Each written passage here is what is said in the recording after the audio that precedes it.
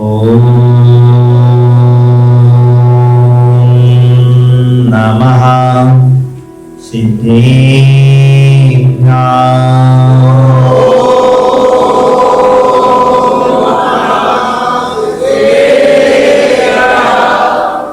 ओम नमः सिद्धेभ्याम्।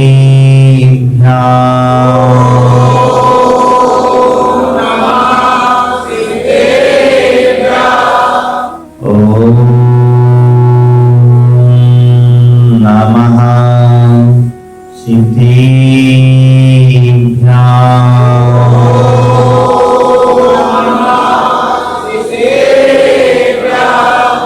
बोल देखा देवी खजर सी चिंतामणि पाशनाथ भगवान की जय। शासनायक महावीर भगवान की जय। चरित्र चक्रवर्ती पद्माचार्य शांति सागर जी महाराज की जय। आचार्य भगवान श्री वीर सागर जी महाराज की जय। आचार्य गुरुदेव श्री धर्म सागर जी महाराज की जय। आचार्य गुरुदेव श्री भूल सागर जी महाराज की जय। डॉक्टर संग जिनवाणी माता की जय। उत्तम ब्रह्मचर्य की जय।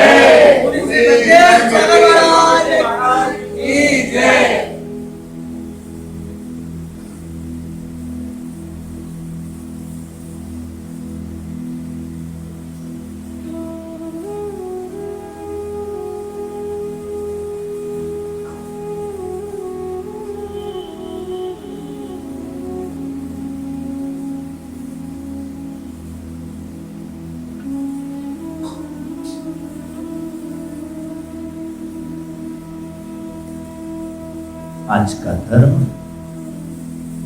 उत्तम ब्रह्मचर्य।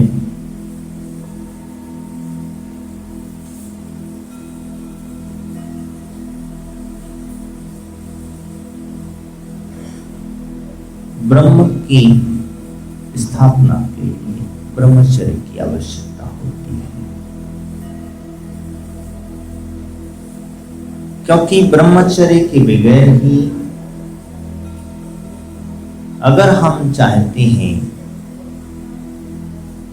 क्योंकि जब तक इस ब्रह्मचर्य को नहीं समझेंगे, हमारे अंदर में जितनी भी ऊर्जा का संचार हो रहा है, उस ऊर्जा को हम ब्रह्मचर्य के माध्यम से अपने अंतर बैठी हुई जो आत्मा है, उस आत्मा को जानने में सहायक नहीं समझ सकते।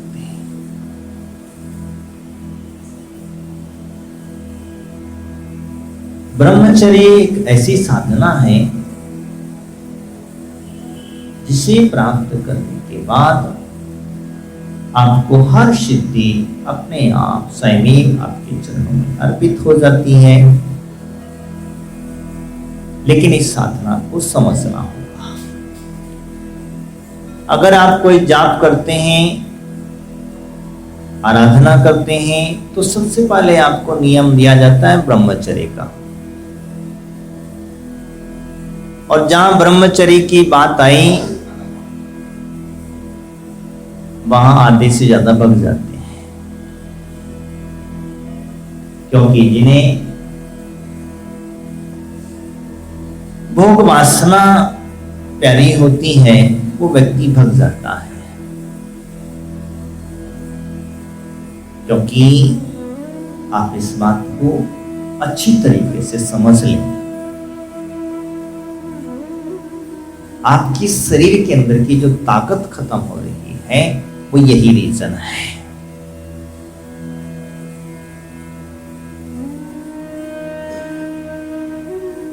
आपको अगर कहा जाए कि एक 10 मिनट भगवान के कलश को लेकर के खड़े होना है, तो आप ऊपर नीचे करना चालू करोगे। आपके हाथ पैर कांपने लग जाएंगे और कहेंगे कब जल्दी पूरी हो, कब जल्दी पूरी हो।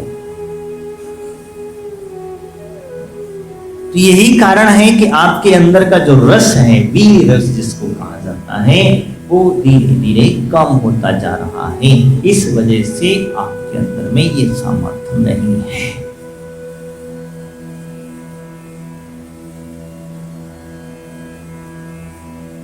और जैसे जैसे वृद्ध को प्राप्त होते हैं, वृद्ध अवस्था को प्राप्त होते हैं, हमारा भी निश्चय होता चला जाता है। यही ब्रह्म की साधना हमारी मिट्टी चली जाती है और अब्रह्म में हम लोग जीना प्रारंभ करने चालू कर देते हैं। यही कारण है कि हम ब्रह्म से ब्रह्म की ओर आने की चर्चा करते हैं। आज ब्रह्मचर्य का दिन है।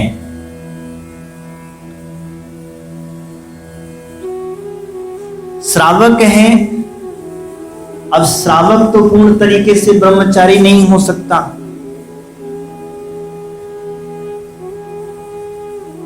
तो हमारे आचार्यों ने श्रावक के लिए स्वयं संतोष दारा नाम का व्रत रखा। किसी व्यक्ति ने मुनिराज से पूछा कि भगवान ब्रह्मचर्य ये क्या चीज है, क्या है आखिर व्यवस्था? तो मुनिराज ने उसे बहुत ही साधा और सरल भाषा में कह दिया,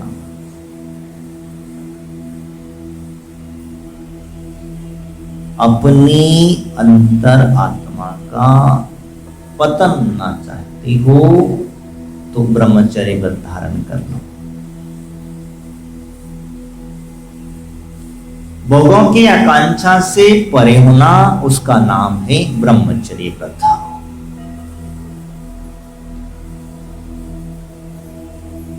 महाराज की पूरी बात को उसने समझ लिया। समझने के पश्चात महाराज से उसने कहा, महाराज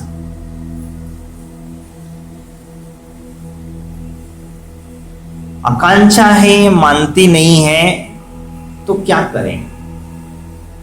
संसार की वृद्धि करना है, जिन धर्म आगे बढ़ाना है।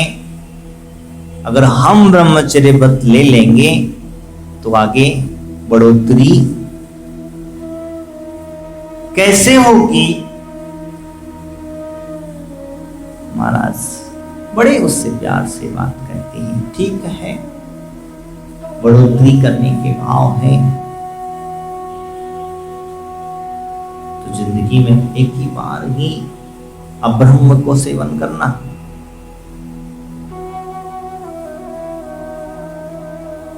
महाराज एक बार पॉसिबल नहीं है, कुछ और कम नहीं हो सकता। सिर्फ जिंदगी में एक बार पॉसिबल नहीं, बोले अनपॉसिबल। अच्छा ठीक है, 5 साल में एक बार, तब भी वो राजी ना हुआ। फिर 1 साल में एक बार वो कहता है, फिर भी राजी तैयार ना होता। तो ये 6 महीने में, तब भी ना कर देता है। और ऐसा कहते कहते उसे कहा 1 महीने में, तब भी ना। तो ठीक है, बोले 15 दिन का तो ब्रह्मचर्य व्रत का पालन करोगे? तो बोले महाराज वह भी नहीं हो सकता है। तो फिर आप अपने जीवन का पतन समझ, निश्चित समझ लेना।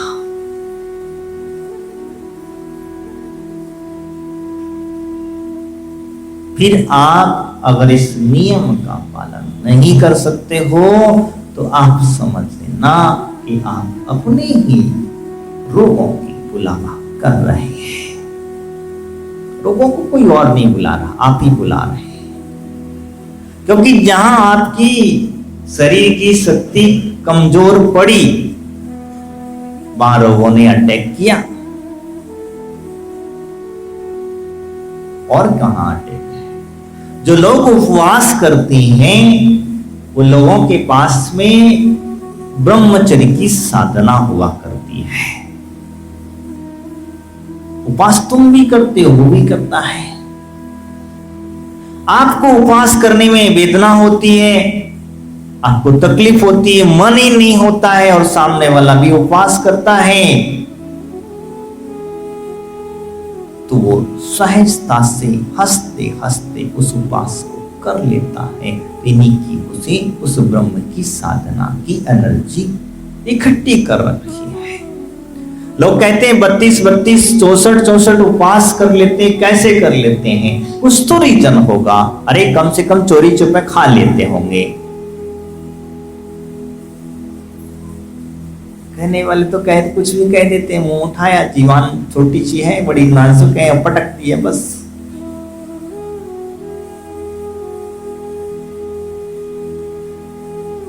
लेकिन नहीं, ये तुम्हारा भ्रम है।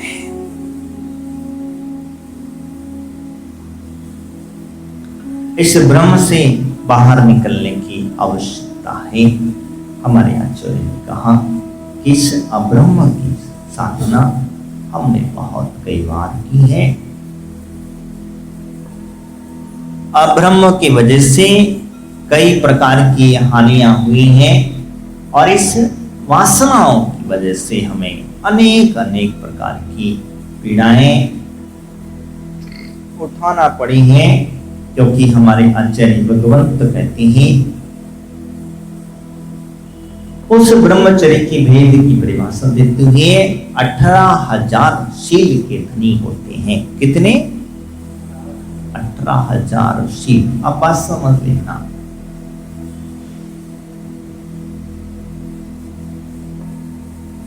हम किस प्रकार इसमें भी रहे, मन वचन और काय, कृत्य कारित अनुमोदना, ये 6 चीजों का विशेष करके समझ लेना। मन से इच्छा नहीं होना, वचन से भाव नहीं होना, कहना नहीं इस प्रकार की गलत बातें, गलत चर्चाएं कभी नहीं करना चाहिए और गलत चीजों को कभी देखना नहीं चाहिए। काय की अवस्था, काय से भी वो क्रिया को नहीं करना। अब कभी कभी होता ये है कि हमारे अंदर की जो वासना, अब ब्रह्म जो पैदा होता है वो कैसे होता है? हम अपने मोबाइल पे समझदार हैं, कहने की मुझे जरूरत नहीं है, बार बार वही चीज को देखते रहते हैं, तो व्यक्ति का मन जो है वो डाइवर्ट हो जाता है, अब्रह्म की ओर बढ़ जाता है और इस वजह से उसे वासना जाग जाती है। मैं जिस चर्चा कर रहा था, मन वचन काय, कृत्य कारित अनुमोदना। ध्यान रखना, कृत यानी स्वयं करना, कारित करवाना और अनुमोदना किसी से की हुई कार्य की अनुमोदना करना। ये भी हमारे ब्रह्मचर्य को खंडित करने में सहायक बनते। ध्यान रखना, ब्रह्मचर्य आपका खंडित कहां होता है? हमारा त्याग है, हम ब्रह्मचारी हैं, सामने वाले व्यक्ति के अल्टी पल्टी करवा दिया, यानी शादी लगवा दी, एक दूसरे का मिलन करवा दिया, आपका अब्रह्म प्रारंभ हो गया।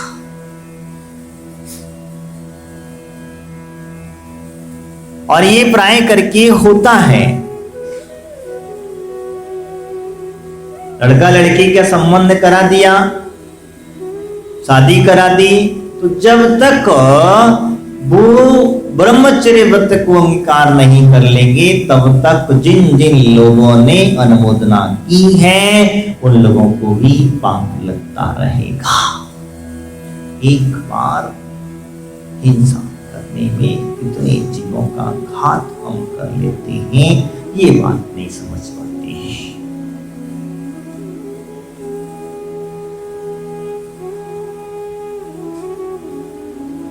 हमें सोचते तो हैं कि शरीर का सुख मिलता है, लेकिन क्या कभी चिंतन किया, विचार किया इस अब्रह्म से क्या वास्तविकता में आपको शरीर सुख मिला है? तो वह अब्रह्म की सेवा करता है, हमने कई बार विचार किया, कई बार इस बात को चिंतन किया, नहीं कर पाते। हम इस बात को भूल जाते हैं। किस चर्चा करने की कृत हम लोग जो कार्य करवाते हैं, जो लोगों से शादियां आदि करवाते हैं, इसमें भी हमारा ब्रह्मचर्य खंडित होता है। जो ब्रह्मचारी है, जिसका ब्रह्मचर्य व्रत है, उसने कभी भी इस प्रकार का कार्य नहीं करना चाहिए। शादी आदि लगवाना, शादी करवाना, शादी अपने बच्चों तक, यहां तक कहा जाता है। इस प्रकार से अनुमोदना, जहां हम जाकर के उस शादी की अनुमोदना करते हैं, शादी में जाकर के पहुंचते हैं और अनुमोदना करके आ जाते हैं, तो ध्यान रखना वो अनुमोदना आपको हिंसा रूपी पाप के भागीदारी बना। अब तो कहीं महाराज तुम शादी में जाना बंद करवाते क्या? तुम मानने वाले थोड़ी ना हो। मेरे से भी पहले कितने मुनि महाराजों ने आपको ब्रह्मचर्य की साधना की चर्चा की।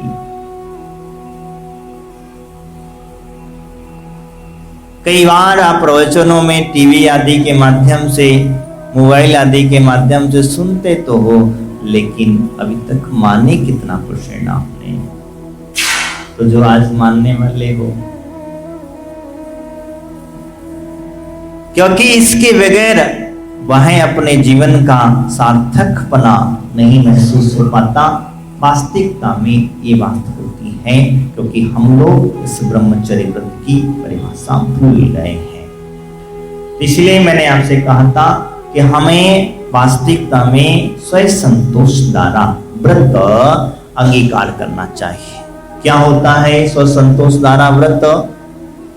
स्वयं की स्त्री के अलावा, स्वयं के पुरुष के अलावा पर स्त्री और पर पुरुष का त्याग। ठीक है, इतना तो कम से कम हम कर सकते हैं। लेकिन मन बड़ा विचित्र है। मन की विचित्रता इतनी खतरनाक होती है कि हम अगर चाह करके भी इस व्रत की पालन नहीं करते हैं, क्योंकि बहुत सारे लोगों का होगा भी। अब आप लोग कहेंगे कि महाराज हमारा तो काम ही वही है। क्या है?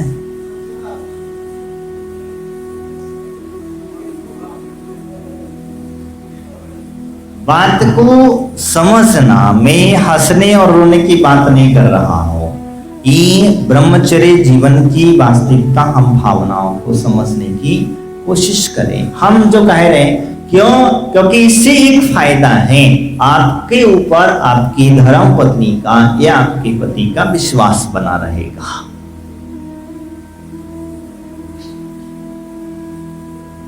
नहीं तो फिर डंडा तैयार है शाम को।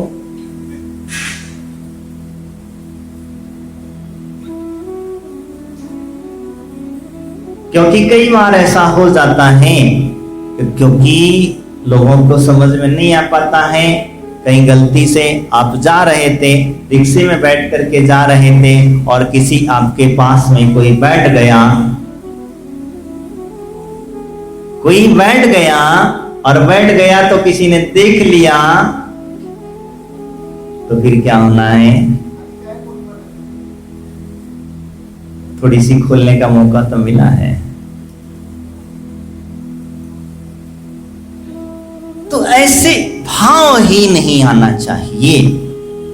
ब्रह्मचर्य की साधना हमें जो कह रही है, इस प्रकार के जो भाव हैं, वो भाव ही हमारे लिए दुखदायक हुआ करते हैं। वो दुख इस भाव में भी मिलेगा, अगले भाव में भी मिलेगा। पर स्त्री के प्रति मोहित होने से, पर स्त्री के प्रति, पर पुरुष के प्रति अपने भाव खराब करने से होता क्या है, ये समझ ले। आप नियम से नरक तीखे फाकी बने और नरक में जाकर के आपके साथ में वो जो क्रिया लोहे की पुतलियों से करवाते हैं, गरम गरम लोहे की पुतलियां रहती हैं वहां। अब आप समझ लो, ये तो वहां की घटना हुई जहां दुर्गति हुई, और यहां पर भी अगर आप पकड़े गए गलत काम करते हुए तो फिर क्या होगा?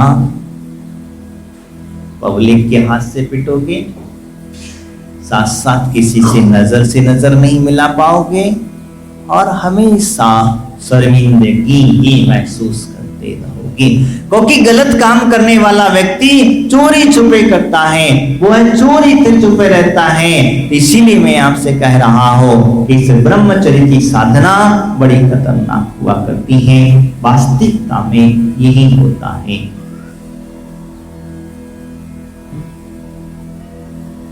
हमें वास्तविक कथा के वास्तविक से समझते हैं।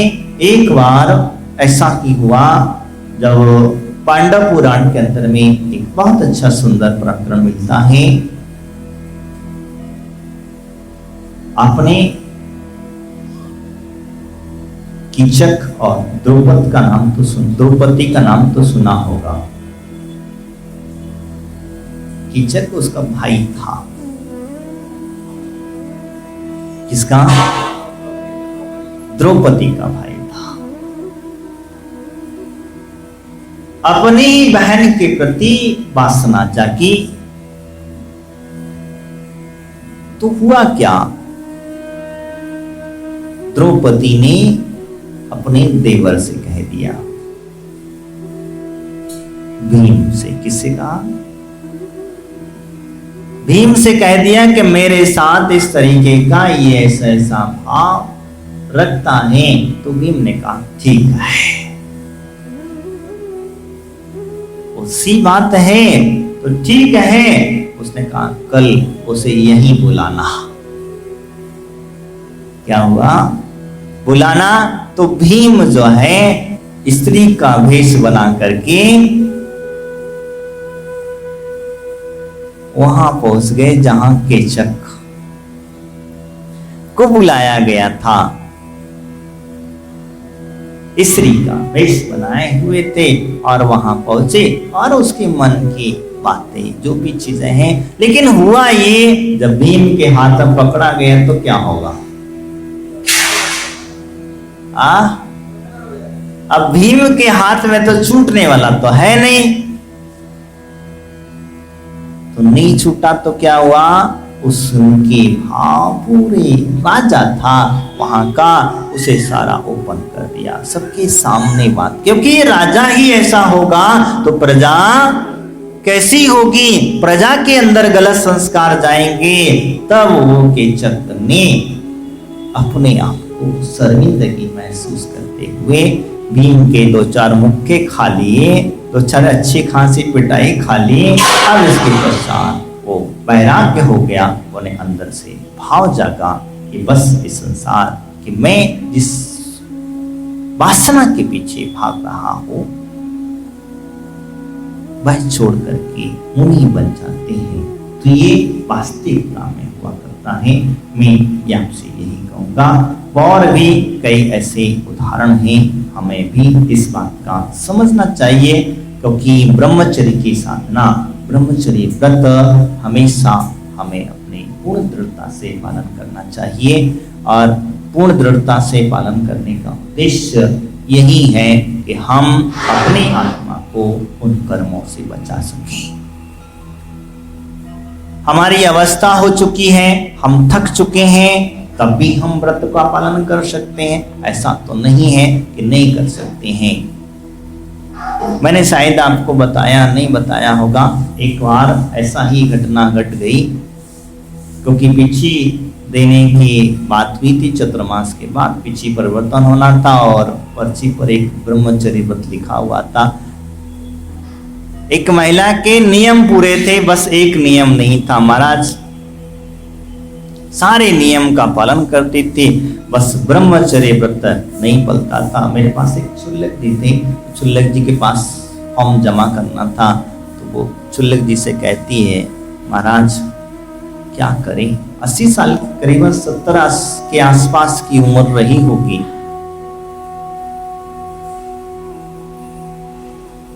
वो शब्द ऐसे जिन्हें कहने में भी हमें शर्म आती है, बोलने में, उच्चारण करने में भी हमारी जिह्वा तैयार नहीं होती है। ऐसे शब्दों का उसने प्रयोग किया। तब वास्तविकता में देखा कि बुढ़ापे में भी हमें ये वासनाएं सताती हैं। जहां हमारे आचार्यों ने कहा ठीक है आप ग्रस्त जीवन में रहते हैं तो कम से कम 20 से 40 की उम्र तक, यहां तक ठीक है, धीरे धीरे आगे करो, बढ़ाओ, और 50 तक लगभग पूरा कर देना, छोड़ देना चाहिए। 40 से 50 के बीच में हमें ये क्रियाएं बिल्कुल छोड़ देना चाहिए, क्योंकि इससे आपका शरीर सलामत बचा रहेगा। जो लोग कहते हैं कि 110 साल, 120 साल, 125 साल तक जीते हैं, वो कैसे जी गए? क्या कभी विचार किया, कभी चिंतन किया? आज भी कई लोग ऐसे बुड्ढे बुड्ढे मिल जाएंगे, वो कहते हैं आज 120 साल का हो गया। बोले बताओ तो कैसे हो गया? वो 120 साल की उम्र कैसे जी गया?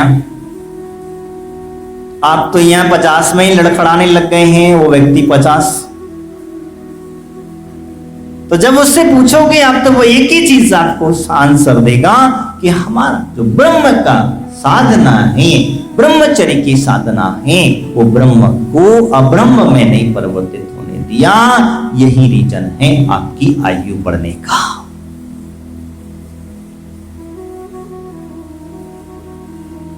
उस बीड़ी को उन्होंने अपनी शरीर की शक्ति बनाया, उसे वेस्ट नहीं जाने दिया, उसे अपने ऊपर की ओर बढ़ाया। ध्यान रखना, आपकी याददाश्त कमजोर अगर हो रही है तो इसके पीछे सबसे बड़ा दोष यही है।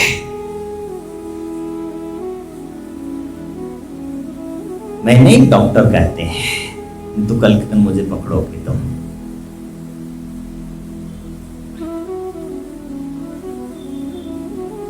इसीलिए मैं आपसे कह रहा हूं, आपके शरीर को भी निरोगता से बचाएं, और शरीर अगर निरोगी रहेगा, शरीर स्वस्थ रहेगा, तो आपकी आत्म साधना, आपकी पूजा पाठ, आपकी सेवा, आपकी भक्ति काम आ सकेगी।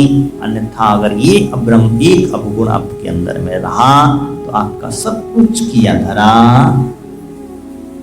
स्वाहा हो जाता है, सब कुछ छूट जाता है। ये एक आवश्यकता है। इसके कई गुण हमारे आचार्यों ने कहे, 9 बागड़ भी कही, 5 भावनाएं भी कही।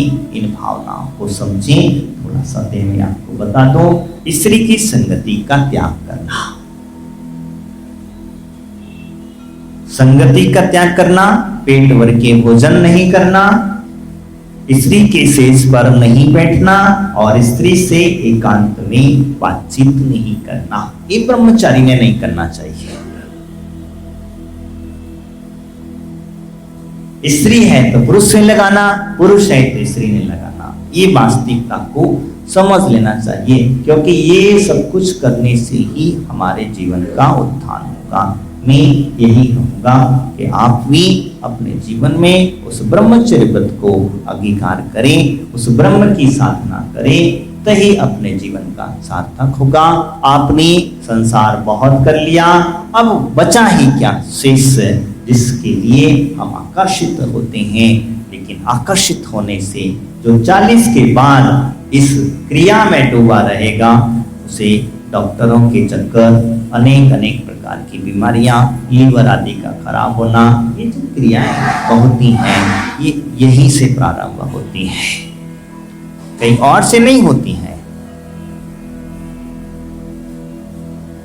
तो इसीलिए हमें विशेष करके ध्यान में रखना होगा। हमारे युवा वर्ग आज जो मोबाइलों के माध्यम से अभ्रम पैदा कर रहे हैं, अपने जीवन में इस अभ्रम की साधना कर रहे हैं, उनसे भी मैं कहूंगा, क्योंकि आपकी जो बुद्धि का ह्रास हो रहा है, बुद्धि का क्षीण हो रहा है। हमारे आचार्यों ने एक आश्रम की व्यवस्था कही है। हमारे आचार्य कहते हैं बच्चेपन में जो है वो व्यक्ति गुरुकुल आदि में जाया करता था, गुरुकुल आश्रम में जाया करता था, वह पढ़ाई की शिक्षा आदि के लिए, तो वहां पर ये ब्रह्म की साधना उन्हें ब्रह्मचर्य व्रत दे दिया जाता था। तत्पश्चात गृहस्थ जीवन जिसको कहा जाता है गृहस्थ आश्रम, और जब व्यक्ति 40 के बाद हो जाता है तो कहते सन्यासी जीवन के आश्रम, वानप्रस्थ आश्रम की ओर बढ़ने लग जाना चाहिए। उसने व्रत आदि के माध्यम से, तीर्थ यात्रा के माध्यम से अपना जीवन संन्यास पूर्ण व्यतीत करना चाहिए। यही जीवन का सार है। अन्यथा आपने सब कुछ किया, इतने नियम उपवास किए और ब्रह्मचर्य व्रत नहीं लिया, तो आपका व्रत उपवास करना सब व्यर्थ चले जाती है। इसी से ही आपको ताकत मिलती है। इन्हीं भावना के साथ बोले महावीर भगवान की, आचार्य बुद्धिकुल सागर जी महाराज की। मैं आज का नियम हमेशा हमेशा के लिए एक दूसरे के अलावा तीसरे की भी आजीवन, एक दूसरे के अलावा तीसरे की एंट्री, समझ रहे ना क्या कह रहा हूं? दो के अलावा तीसरे की एंट्री नहीं देंगे। और वो नहीं तो चाहो तो एक को भी छोड़ सकते हो, फिर चाहो तो एक को छोड़ सकते हो, लेकिन नहीं छोड़ सकते हो तो कम से कम आज ये संकल्प करें। आज ब्रह्मचर्य व्रत है, नियम है, तो कम से कम ये भावना अवश्य रखें कि हम अपने एक के अलावा दूसरे व्यक्ति, पर पुरुष और पर स्त्री का हमेशा हमेशा के लिए त्याग, ये भावना हमेशा भाएं। यही आपका नियम। और जो कवारे हैं वो क्या करें?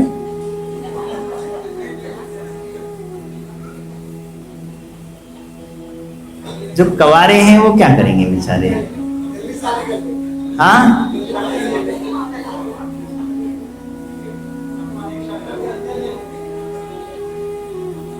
जो कुंवारे हैं उनका क्या किया जाए? हाँ, सबको दीक्षा दिला दे? नहीं, ऐसा नहीं भैया। दीक्षा बोलना आसान होता है, पालन करना जब पता चलता है, जब इसको पूछना। मैं किसी के भाव बन रहे हो तो बिगाड़ने के काम नहीं करूंगा, लेकिन इतना जरूर कहूंगा कि अगर वास्तविकता में अगर जो कुंवारे हैं उनसे भी कहूंगा कि जब तक नहीं है, जब तक माँ बाप आपकी शादी नहीं करते हैं, तब तक आप ब्रह्मचर्य से रहें, गलत चीजें ना देखें, गलत संगति ना करें। आज की जो हवा चल रही है उस हवा से ध्यान रखें, इसी भावना के साथ चलेंगे।